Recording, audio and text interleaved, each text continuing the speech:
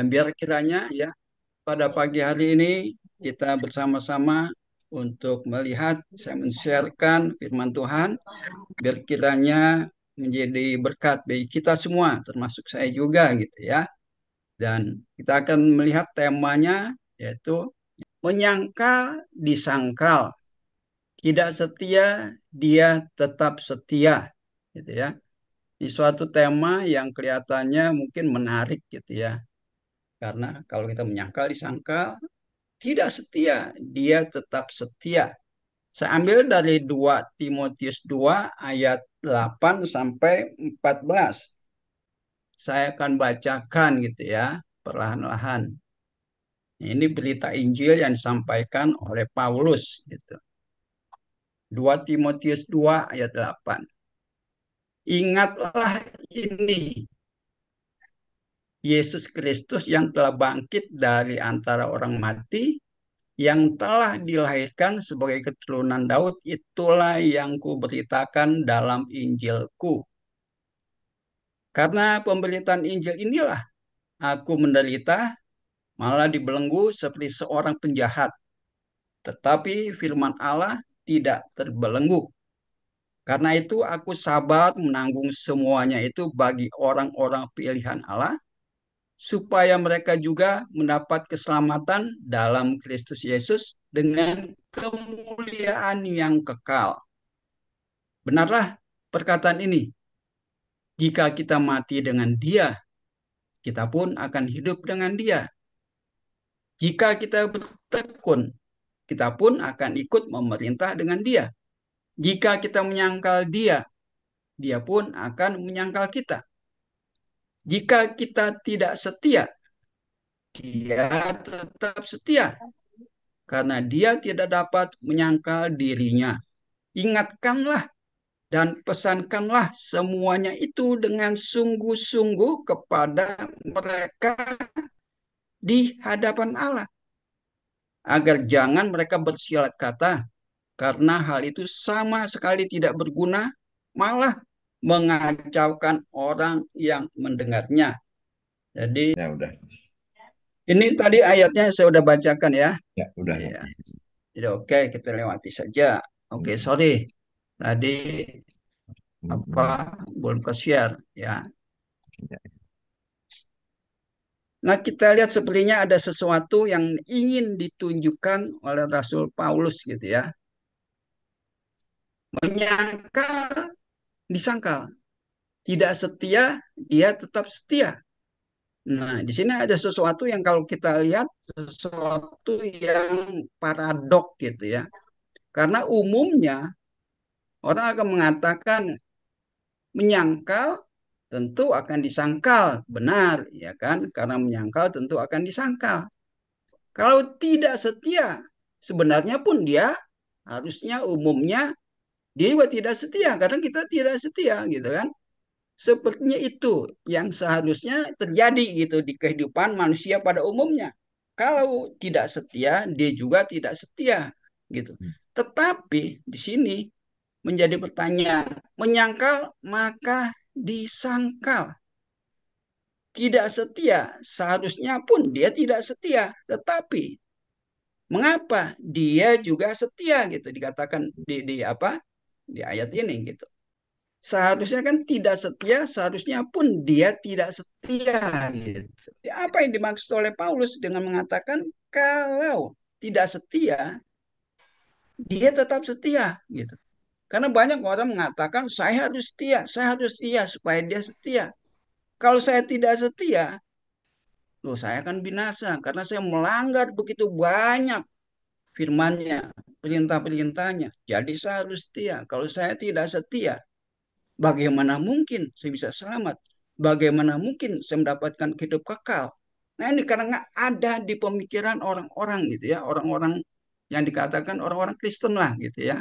Jadi saya harus setia, seumur hidup saya harus berjuang, kan? Kalau tidak, ya binasa gitu. Jadi tidak setia, dia tetap setia. Bagaimana ini bisa terjadi? Ini sesuatu yang sebenarnya kita inginkan ya. Karena kalau kita lihat kehidupan kita, ya kita pertanyakan, di dalam diri kita. Apakah saya bisa setia selamanya gitu kan? Yang menjadi masalah persoalan yang harus kita pertanyakan di hidup kita ini. Sehingga kita bisa mengambil kesimpulan, oh gitu ya, Tuhan tuh begitu baik pada akhirnya. Oke, kita lihat. Nah, Paulus mengatakan, ingatlah ini, Yesus Kristus yang telah bangkit dari antara orang mati. Nah, ya, ingatlah, ini yang dia beritakan, gitu ya.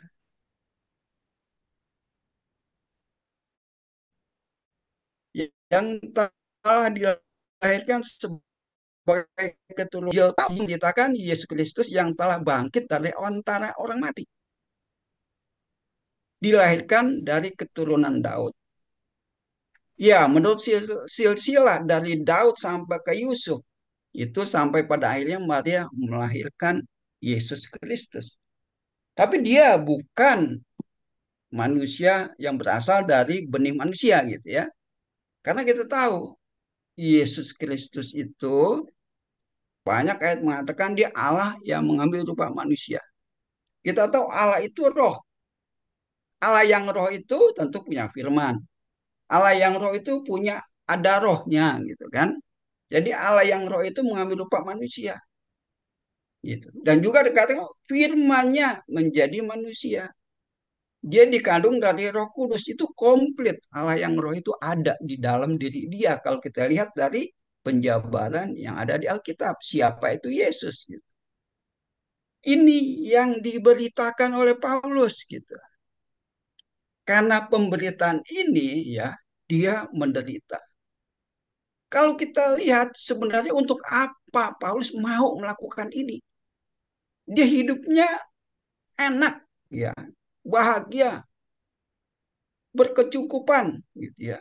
Tidak menderita waktu dia sebagai Saulus, bahkan terpandang gitu. Tetapi saat pemberitaan Injil ini dia menderita, bahkan dibelenggu, dianiaya, dipenjara gitu. Sebagai sepertinya seorang penjahat. Tetapi dia katakan firman Allah itu tidak terbelenggu walaupun dia yang memberitakannya terbelenggu. Jadi Injil inilah yang kuberitakan, yaitu isinya Yesus Kristus yang telah bangkit dari antara orang mati. Ini inti daripada pemberitaan dia.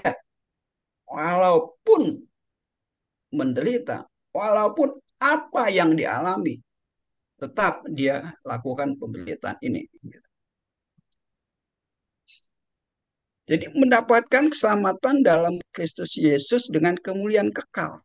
Di ayat 10-nya dikatakan, melalui pemberitaan Injil ini, Paulus mengatakan, karena itu aku sabar menanggung semuanya itu.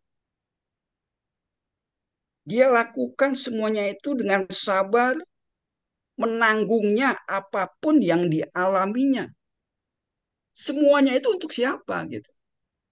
Bagi orang-orang pilihan Allah, supaya mereka juga mendapat keselamatan dari Kristus Yesus dengan kemuliaan yang kekal. Jadi yang dia lakukan itu di dalam pemberitaan Injilnya bagi orang-orang pilihan Allah. Ya. Supaya apa? Mendapatkan keselamatan Kristus Yesus dengan kemuliaan yang kekal. Tujuan daripada Paulus pemberitaan Injil Kristus yang telah bangkit dari antara orang mati ini agar supaya orang mendapatkan keselamatan dalam Kristus Yesus dengan kemuliaan yang kekal. Mendapatkan keselamatan di dalam Kristus Yesus melalui Injilnya. Jadi orang-orang pilihan itu mendapatkan keselamatan di dalam Kristus. Nah, setelah mendapat keselamatan di dalam Kristus Yesus itu dengan kemuliaan yang kekal. Jadi orang-orang pilihan itu beradanya di dalam Kristus Yesus. Karena berada di dalam Kristus Yesus itulah ia dapat dikatakan sebagai orang-orang pilihan Allah.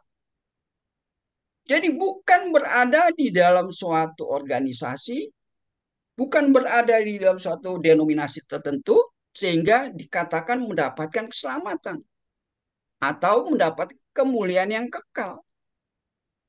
Juga bukan berarti kalau di luar Kristus ya otomatis ya. Bukan, karena berada di luar. Ini dikatakan orang-orang pilihan Allah di dalam Kristus Yesus. Jadi harus ada di dalam. Di dalam Kristus inilah mempunyai kemuliaan yang kekal. Nah, kemuliaan yang kekal ini kadang-kadang dilewatkan gitu ya. Oh ya, saya mendapatkan keselamatan dalam Kristus Yesus. Tapi dengan kemuliaan yang kekal ini kadang-kadang terlewatkan di dalam dia. Kemuliaan yang kekal itu sudah didapatkan juga. Kemuliaan kekekalan sudah diberikan juga. Itulah termasuk orang-orang pilihan Allah. Jadi orang-orang pilihan Allah itu sudah menerima keselamatan karena ada di dalam Kristus. Sudah menerima kemuliaan yang kekal karena berada di dalam Kristus Yesus. Ini yang Paulus beritakan, gitu ya. Kita lihat ini sampai dia mau menderita, menanggung segala macam penderitaan, aniaya, bahkan di penjara. Nah, apa yang didapatkan lah, gitu ya, dari pemberitaan Injil ini? Benarlah perkataan ini. Paulus mengatakan benar perkataan ini. Jika kita mati dengan dia, kita pun akan hidup dengan dia. Jadi jika kita mati dengan dia, kita pun akan hidup dengan dia. Jadi keselamatan, kemuliaan kekal diterima kalau kita sudah mati dengan dia. Kalau kita belum mati dengan dia, bagaimana kita dapat hidup dengan dia? Kita harus mengalami dahulu mati dengan dia. Nah, bagaimana mati dengan dia? Gitu kan? Ya kan dikatakan di ayat-ayat yang lain di dalam Alkitab, kita mati dikuburkan bersama Kristus.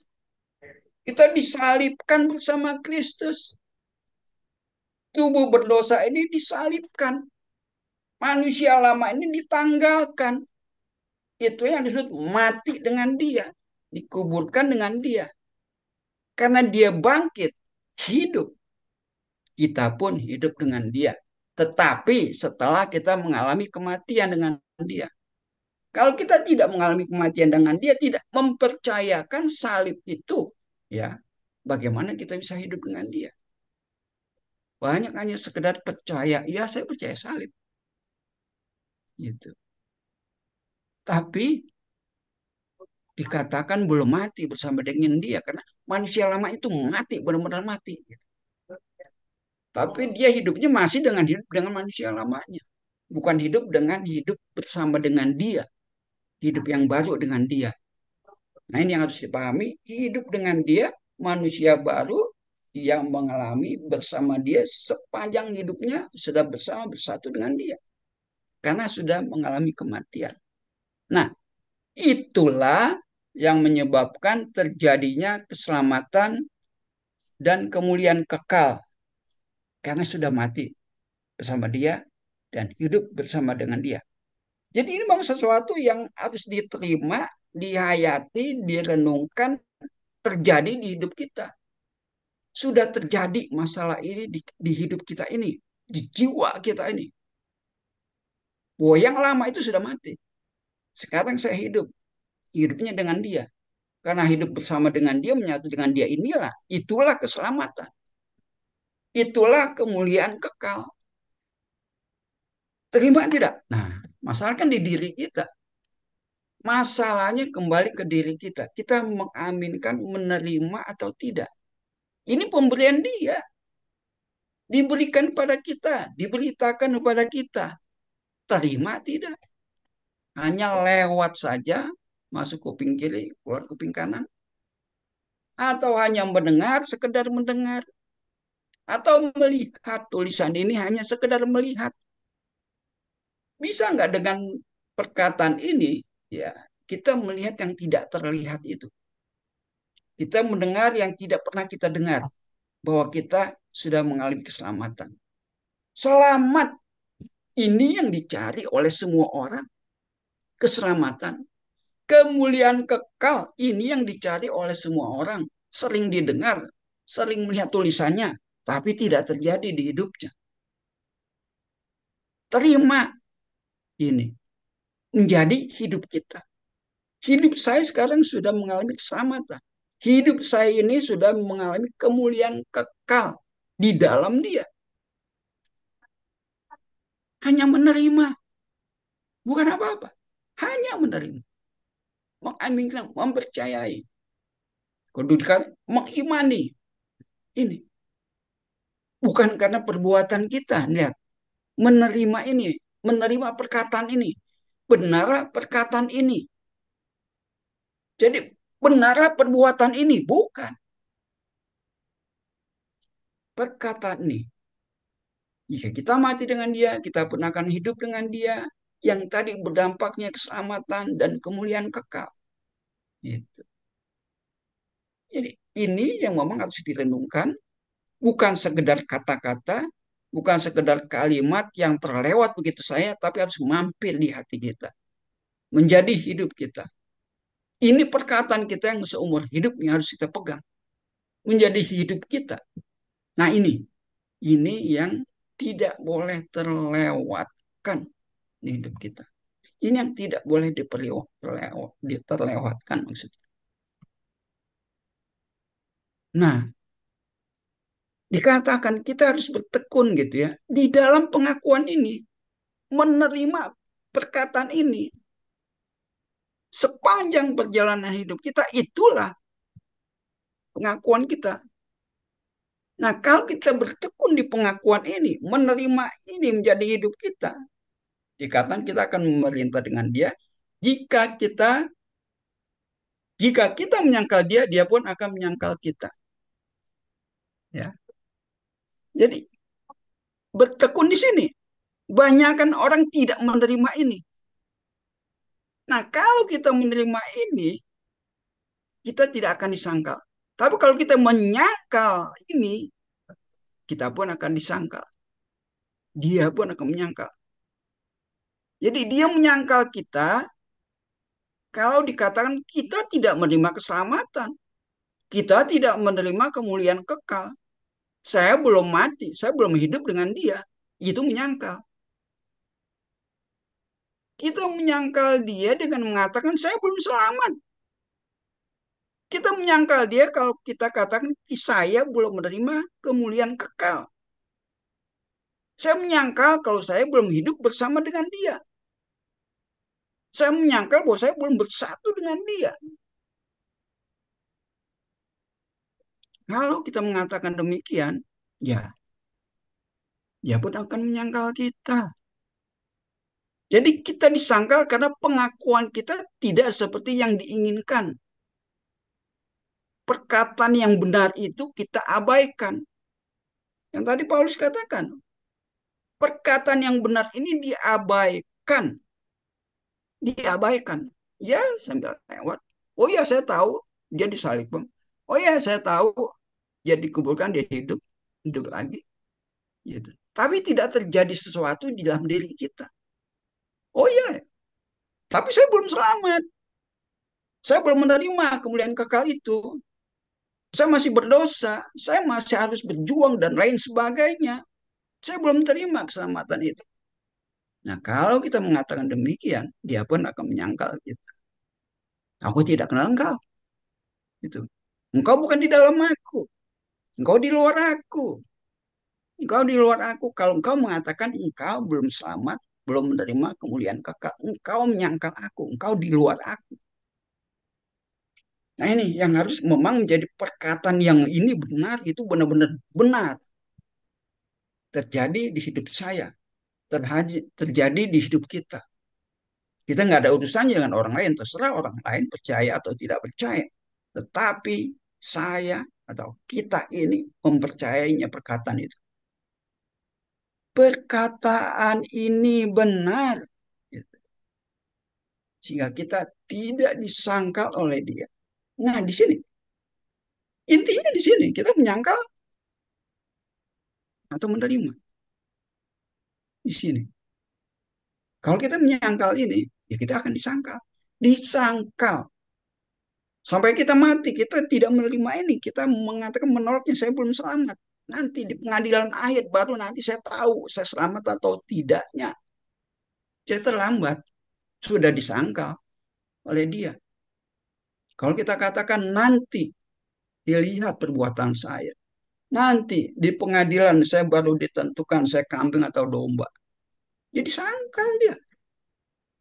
Kalau seperti itu. Jadi karena di dalam hidup kita sekarang ini perkataan ini belum menjadi sesuatu yang hidup di dalam diri kita. Jadi kita akan disangkal. Gitu. Jadi benar-benar perkataan ini menyelamatkan kita, kemuliaan kekal sudah diterima, sehingga kita tidak disangkal. Inti daripada pemberitaan Paulus itu di situ. Gitu. Tidak setia, dia tetap setia. Ayat 13 ya. Jika kita tidak setia, dia tetap setia.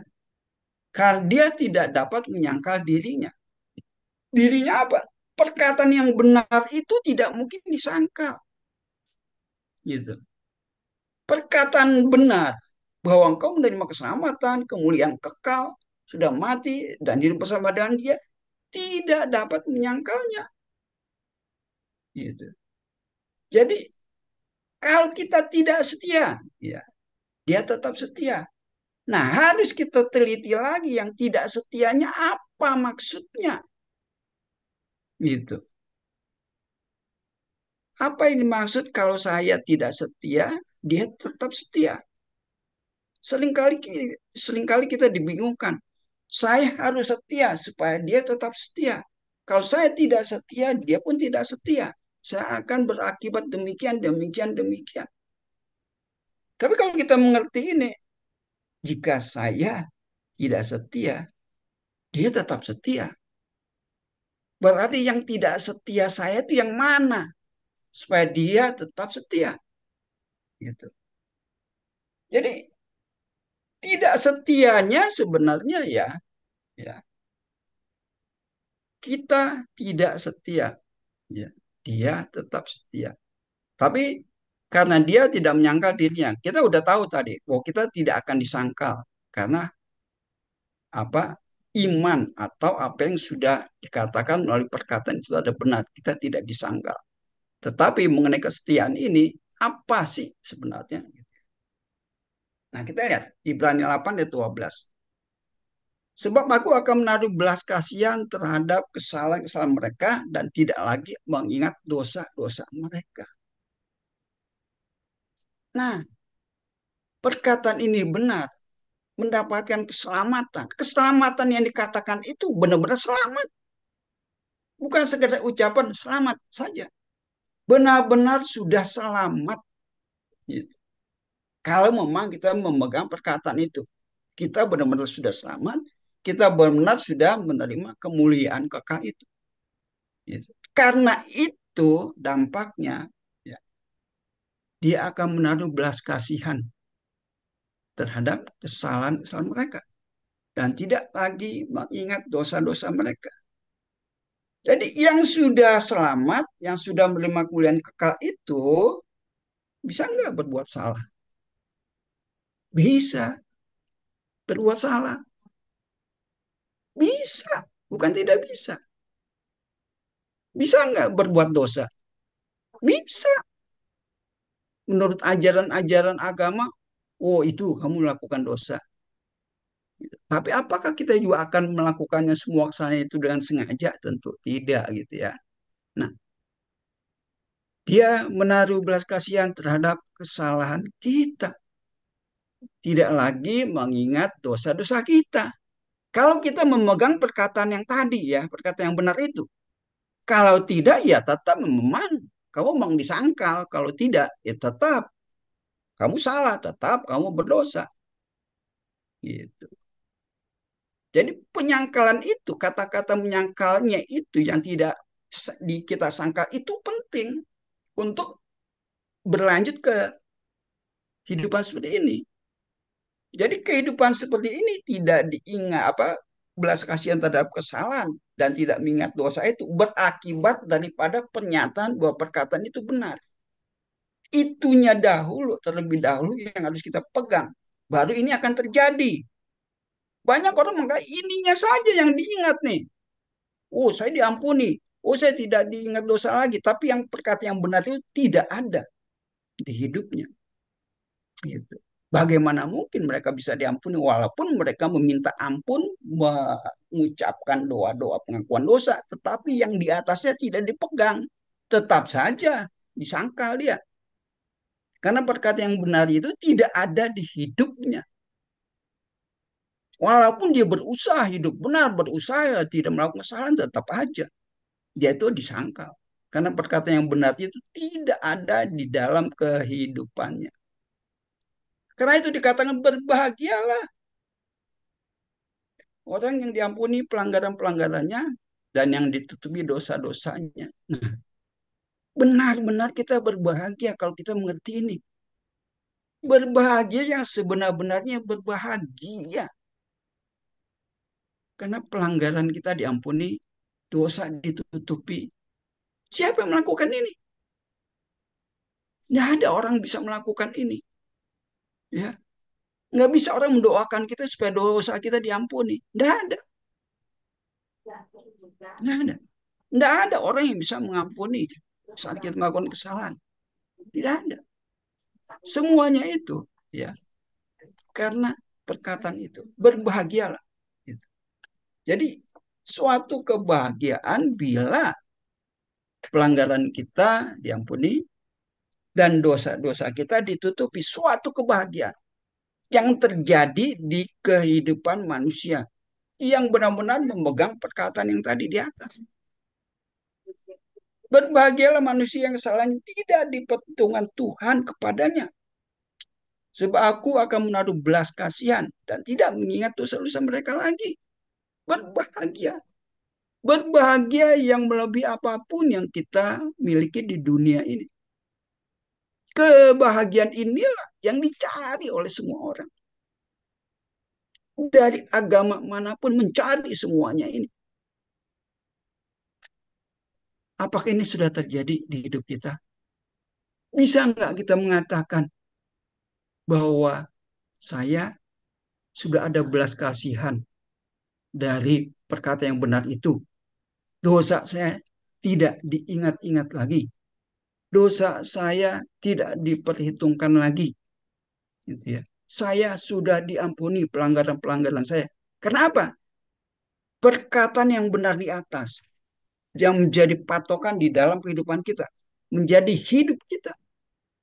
Itu dampaknya dari pemberitaan Injil. Perkataan itu benar di mana dia tidak dapat menyangkal dirinya. Dirinya yang sudah tersalib dan sudah bangkit itu. Dia tidak bisa menyangkal dirinya yang sudah dikerjakan dan dia sudah lakukan untuk kita. Nggak akan disangkal kalau kita ada di dalam apa yang dia sudah lakukan. Kita berada di dalam dia yang sudah dilakukan karyanya untuk kita. Hanya kita menerimanya saja. Perkataan yang benar itu. Sehingga ini terjadi. Benar-benar suatu kebahagiaan. Ya. Jadi keputusan Allah itu benar. Itulah keputusannya gitu ya. Jadi bagaimana jika di antara mereka ada yang tidak tidak dapatkah kesetiaan itu membatalkan kesetiaan Allah? Jika di antara mereka ada yang tidak setia, dapatkah ketidaksetiaan itu membatalkan kesetiaan Allah? Gitu ya.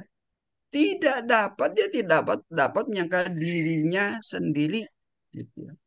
Dia tidak dapat. Katakan tadi kan di atas gitu. Dia tidak dapat menyangkal dirinya. Dapatkah gitu ya membatalkan kesetiaan Allah? jika di antara mereka ada yang tidak setia. Gitu. Ayat 4-nya dikatakan sekali-kali tidak. Sekali-kali tidak. Ini penting. Waduh, dahsyat ini. Sekali-kali tidak. Kalau ada yang tidak setia. Sekali-kali tidak. Sebaliknya Allah adalah benar dan semua manusia pembohong. Allah itu benar. Tapi manusia mengatakan tidak. Kalau kamu tidak setia, Allah tidak akan setia. Manusia yang mengatakan, kalau kamu tidak benar melakukan ini dan itu, kamu tidak akan Allah setia. Manusia pembohong yang demikian. Kalau katakan pembohong yang mengatakan bahwa dia tidak setia kalau kita tidak setia. Sekali-kali tidak. Sudah ada tertulis, supaya engkau ternyata benar dengan segala firman-Mu dan menang jika engkau dihakimi. Gitu ya. Jadi Allah tuh menang walaupun orang Tuhan. Kenapa? Dia kan tidak setia. Dia kan tidak melakukan ini dan itu. Kenapa? Kamu tidak setia pada dia. Kenapa? Kamu tidak menyangkal dia. Allah ada benar dari semua tadi perkataan yang benarnya itu. Sekali-kali tidak membatalkan kesetiaan Allah. Nah, kalau dihakimi benar, dia nggak akan salah karena sudah ada perkataan-perkataan dia yang mengatakan bahwa kesetiaannya itu tidak karena kesian kita. Dari perkataannya itu. Gitu. Ayat 8 ya, Roma 3 ayat 8. Bukankah tidak benar fitnahan orang yang mengatakan bahkan berkata, marilah kita berbuat yang jahat supaya yang baik ada padanya. Orang semacam itu sudah selayaknya mendapatkan hukuman. Seringkali ya orang mengatakan memfitnah, berprasangka buruk. Kalau demikian, oh kalau gitu enak dong. Berbuat yang jahat aja, lakukan dosa saja, berbuat semena-mena supaya yang baik itu ada padanya.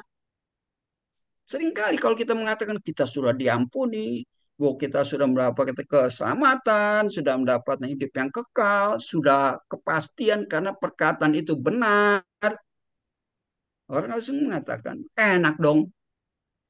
Wah, kalau hidup seperti itu, ya berbuat seenaknya aja karena Tuhan tidak pernah menyangkal kita lagi. Nah, orang semacam itu selayaknya mendapat hukuman yang mengatakan demikian. Seringkali kita mendengar orang mengatakan demikian. Nah, Tuhan mengatakan orang semacam itu sudah selayaknya mendapat hukuman, memutarbalikkan.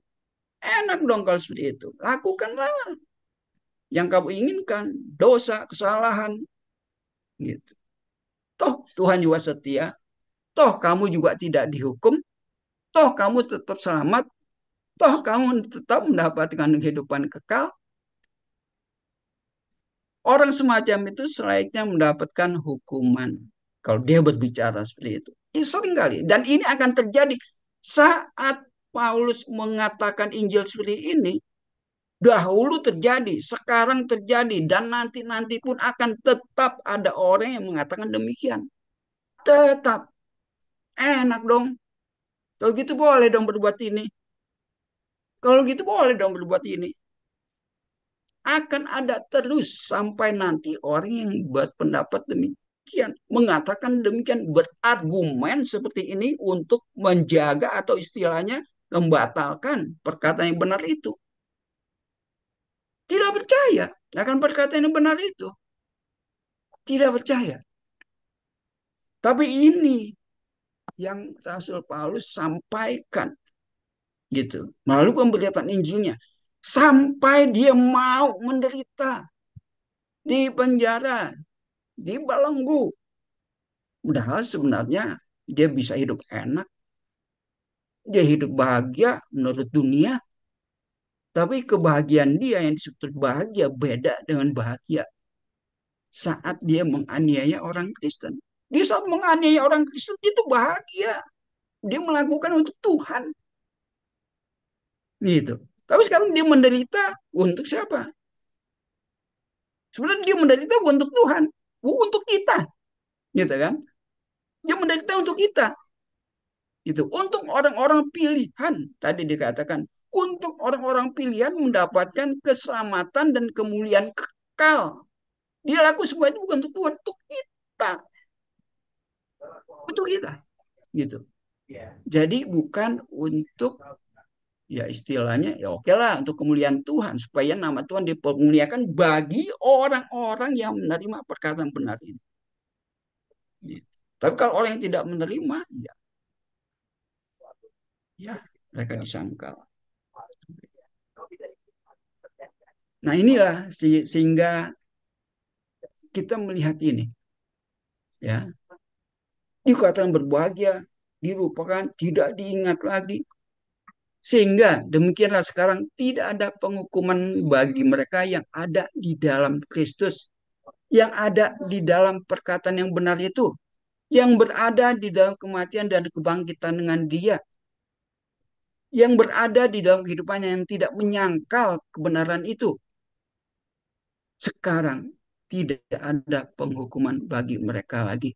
Tidak ada. Karena sudah diampuni, tidak diingat lagi. Ya, apa harus dihukum lagi? Tidak ada. Roh yang memberi hidup telah memerdekakan kamu dalam Kristus. Ya, dari hukum dosa dan hukum maut. Hukum dosa tidak berlaku lagi. Dikatakan kamu berdosa. Kamu mengalami maut kalau kamu melakukan ini. Kamu tidak setia. Nah ini kadang-kadang ini ya. Ini terjadi.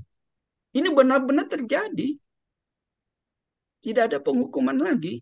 Karena dampak daripada apa perkataan benar itu, kita tidak menyangka, dia tidak menyangkal. Walaupun kita ada ketidaksetiaan, dia tetap setia. Ada kesalahan, ada sesuatu perbuatan yang istilahnya kita tidak sengaja, ya, dia tetap setia. Karena itu, ya, nggak ada penghukuman lagi. Sudah dimerdekakan hukum dosa, hukum maut. Sekali lagi banyak orang mengatakan enak dong. Ya memang enak. Enak dong. Ya memang enak. Enak. Hidup di dalam berita Injil itu enak. Bahagia. Merdeka. Oh bukannya berarti merdeka berbuat semua maunya lagi. Nah itulah banyak lagi akhirnya fitnahan-fitnahan seperti itu. Yang orang itu sebenarnya ya wajib binasa gitu. Nah itulah. Nah ayat 14 ya yang tadi dari dari Timotius itu yang ayat 14 ya. Ingatkanlah, pesankanlah semuanya itu dengan sungguh-sungguh kepada mereka di hadapan Allah. Ingatkan, pesankan, ya, pesankan jangan mereka bersilat kata. Gitu. Nah ini, akhirnya kita bersilat kata dengan orang-orang yang mengatakan enak dong. Kalau gitu bisa berbuat ini saja. Tuhan kan setia, walaupun kita tidak setia. Ingatkan, pesankan semua itu dengan sungguh-sungguh pada mereka, pada kita-kita ini yang seringkali mendapatkan fitnahan-fitnahan seperti itu. Jangan mereka bersilat kata. Gitu. Karena hal itu sama sekali tidak berguna. Nggak ada gunanya. Yang orang sering mengatakan, enak dong, boleh berbuat ini, boleh berbuat itu. Malah mengacaukan yang mendengarnya. Jadi orang akan bingung gitu. Perdebatan ini bingung orang ini. Yang benar yang mana? Loh iya ya kalau dia boleh berbuat dosa, tentu nggak benar gitu. Loh yang benar ini nih, kita harus setia. Kalau nggak setia gimana gitu kan? Nah ini mengacaukan kadang-kadang. Terjadi perdebatan-perdebatan, kesimpang siuran, bahkan mengacaukan orang-orang yang mendengar, bahkan mengacaukan orang-orang yang melihat diskusi-diskusi seperti ini, gitu. Karena mereka belum meneliti, ya, belum memahami perkataan yang benar itu, di mana mereka tidak disangka, di mana Tuhan itu tetap setia. Mereka tidak mengerti ke sana. Mereka tidak melihat ke sana, belum melihatnya. Mereka mendengar, tapi hanya sekedar mendengar. Gitu. Jadi yang berbeda, ya memang berbeda. Apa yang Paulus katakan itu dengan umum. Sulit diterima, gitu. Sulit. Sehingga saling diskusi. Saling terjadi ejek, mengejek kadang-kadang. Ya. Jadi pikiran-pikiran orang terganggu gitu. Mendengar perkataan yang benar ini. Nah, itulah sebenarnya kalau kita lihat, itulah anugerah. Anugerah daripada kematian dan kebangkitan Kristus ya. Aturan Allah yang harus kita masuk ke dalam aturan itu mendapatkan perkataan yang benar itu di dalam aturan itu. Itulah perkataan yang benar. Itulah hukum Allah yang baru yang belum pernah kita dengar sebelumnya. Gitu kan? Hukum Allah yang dikatakan juga perjanjian baru di mana belum pernah didengar. Belum pernah didengar, bahkan ditolak, ditolak, pernah didengar, tetapi tidak mendengar. Pernah melihat tulisannya, tapi tidak melihat. Ya, jadi kesadaran berbeda atau berlawanan nih kadang-kadang ya dengan perbuatan baik, kesetiaan. Jadi perlu kesadaran hidup di dalam Dia, kesadaran melihat perkataan yang benar itu. Jadi ada kesadaran di dalam hidup kita. Di dalam jiwa kita ada suatu kesadaran. Oh iya, wow gitu kesadaran. Oh seperti ini. Gitu. Kalau tidak terlewat, sayang terlewat kalau tidak. Gitu. Nah kalau dikatakan tidak setia, dia setia. Kalau kita harus setia, coba kita evaluasi. Ya, kalau harus setia, kita evaluasi. Kalau saya harus setia, apakah ibadah saya setia? Kalau harus setia, apakah ibadah saya setia? Apakah saya setia dalam membaca firman yang sering dikatakan setiap hari baca firman? Apakah saya setia berdoa? Apakah saya setia dalam berpuasa? Karena masih dikatakan kita berpuasa. Apakah setia dalam melayani dia? Bahkan pendeta aja ada emeritusnya, pensiun. Apakah setia dalam mengasihi Tuhan? Dengan segenap hati, dengan segenap jiwamu. Apakah setia dalam mengasihi sesama? Apakah setia dalam memberitakan Injil? Apakah setia dalam membesuk orang sakit? Apakah setia mengunjungi orang di penjara? Apakah setia dalam memberi makan dan minum orang yang kelaparan dan haus? Setiakah memberi pertumbangan? Dan setialah. Ya, dan segala macam kesetiaan-kesetiaan yang kita tuliskan. Apakah hanya satu saja kita pilih kesetiaannya? Atau 5 kesetiaan? Yang setia yang lainnya tidak? Siapa yang bisa lakukan ini? Jujur kita melihat. Jujur. Dimerdekakan di dalam Kristus, kamu sudah dimerdekakan. Loh, kalau gitu nggak boleh berbuat apa-apa dong. Ya kembali lagi perkataan orang-orang pitahan itu. Apa kita berbuat jahat? Tentu tidak. Apakah kita tidak setia beribadah?